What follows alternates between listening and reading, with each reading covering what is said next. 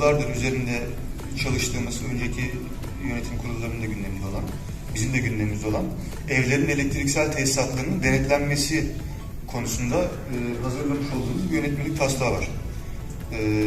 Ondan biraz bahsetmek istiyorum. Bunların elektrik tesisatlarının, bunların korunması, aynı zamanda da bunların şebekeye, yani çamaşır makinesine ayrı linye çekilmesi gerekiyor. Bulaşık makinesine ayrı linye çekilmesi. Burada bu raporda denetlemenin yapıldığını varsayarak onları şu aşamada kapsamlı oluyor. Burada o zaman kiracının müdahale etmesi ve ilgili kuruluşları bunu bildirmesi gerekiyor. Peki kiracı, ev sahibi yaptırmak istedi, kiracı müsaade etmiyorsa?